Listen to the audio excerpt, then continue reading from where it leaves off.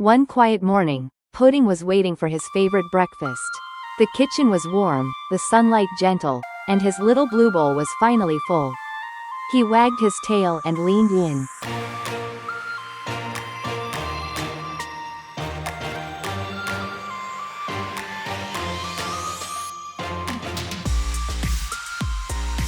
Just before taking that first bite, when he heard it, a tiny meow from outside the glass door. He lifted his head. At first, he thought it was just the wind. But then it came again.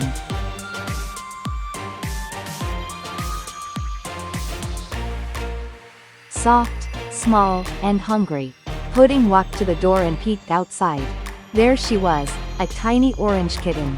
Her fur was dusty, her little body was thin, and her big pleading eyes were fixed right on his bowl. He looked back at his food. It smelled amazing.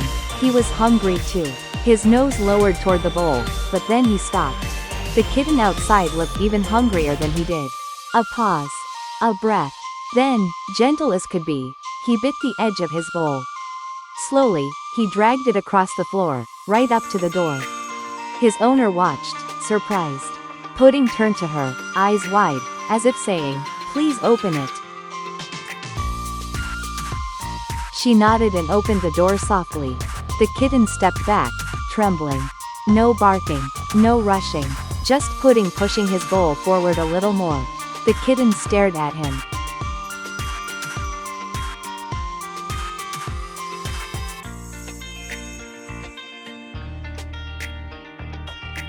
Then at the food. One step, then another.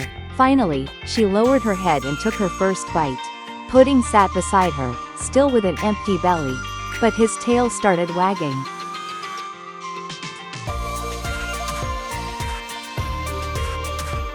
Because the shaking had stopped. She ate a little more. Then she looked up at him with soft, grateful eyes.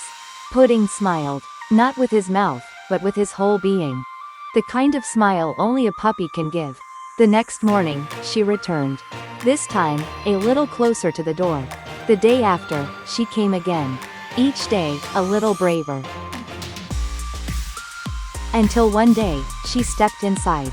Pudding nearly jumped with joy. But he remembered to be gentle.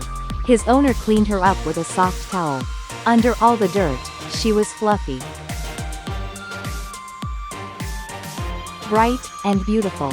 From then on, there were 2 bowls in the kitchen.